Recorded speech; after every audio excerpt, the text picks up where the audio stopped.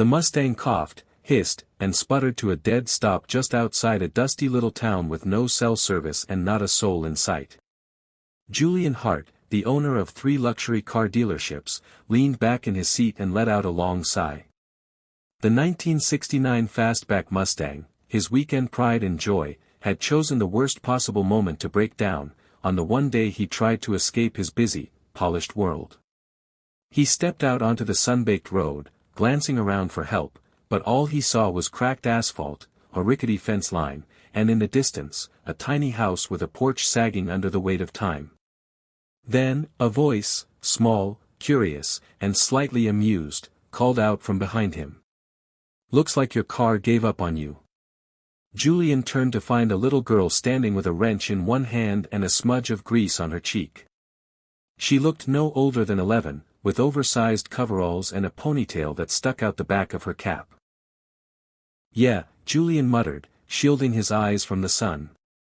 "You wouldn't happen to know a mechanic around here, would you?" She grinned. "My grandpa was one. Taught me everything he knew before he passed. I can take a look if you want." Julian hesitated, eyeing her with polite disbelief. "You fix this Mustang?"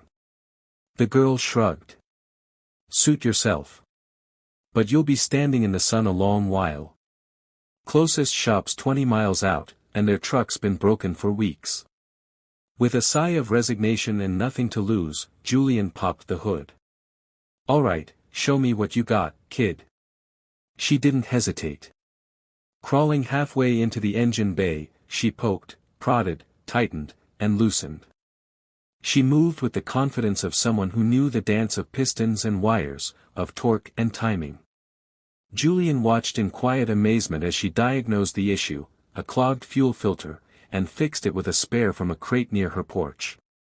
15 minutes later, the Mustang roared to life. Julian blinked, stunned. "You actually did it." She wiped her hands on a rag and held it out. "I'm Maddie. And you're welcome." Julian took her hand, still baffled. "Julian Hart. I own a few car dealerships in L.A." Maddie didn't flinch. "Cars are cars. Doesn't matter who owns them." That line stuck with him. It wasn't said with malice, just clarity, as if she understood something most people missed. As he thanked her and turned to leave, something made him pause. "Where's your family, Maddie?" She shrugged again, this time with less confidence. "Just me and my mom. She works 2 jobs in town, cleaning and waitressing. Doesn't get home till late." "And your dad?" "Left when I was 5. Grandpa took care of us till his heart gave out." Julian looked at the modest house, then back at her. "You fix cars often?" "When I can. Helps pay for groceries. Folks here don't have much, but they trust me with their beaters." She smiled, but her eyes held a heaviness no child should carry. Driving away, Julian couldn't shake the encounter. Her grit. Her skill. Her situation. That night, in his penthouse overlooking the skyline, Julian stared at his Mustang and thought about Maddie.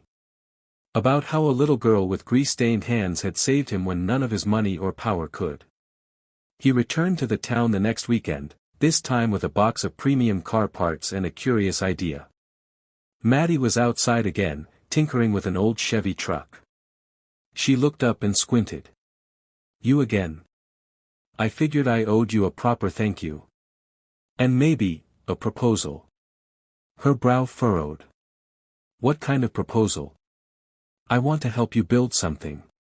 A little garage. Your own place to work. Tools. Equipment. Even customers.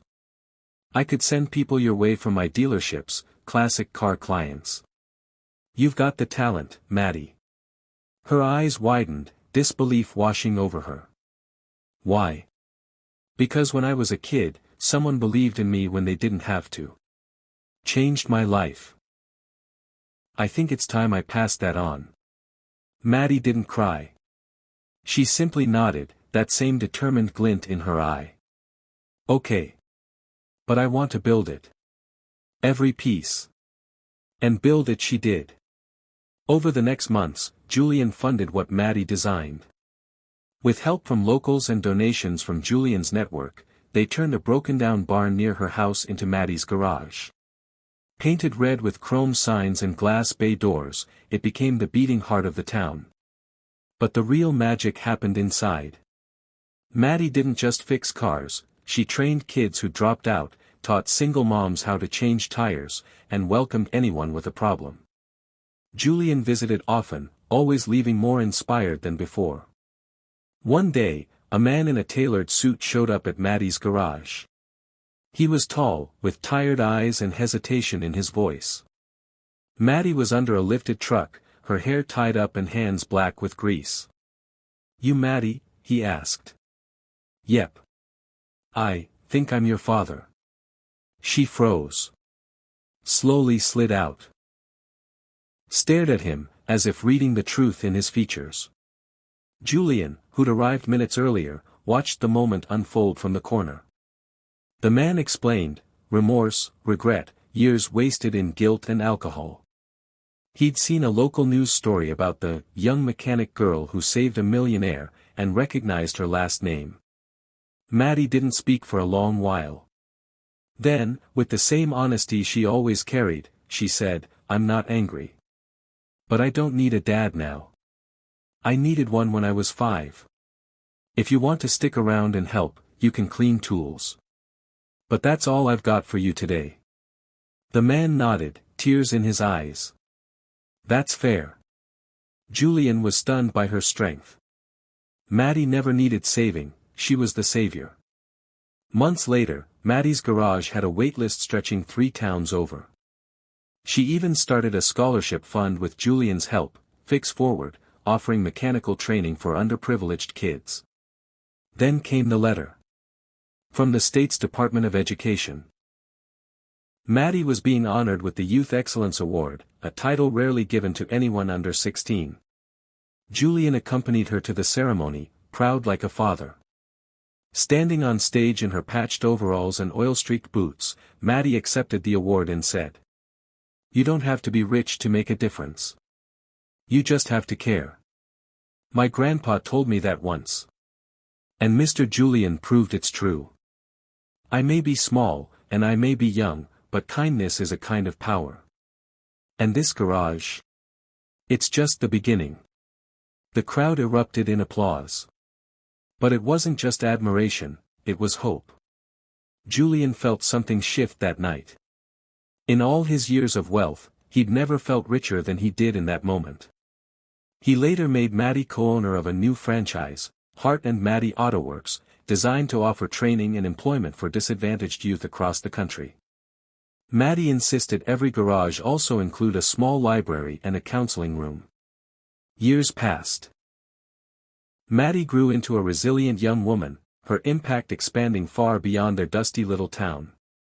But no matter how far she traveled, she always returned home, to her porch, her tools, and the Mustang she'd fixed all those years ago.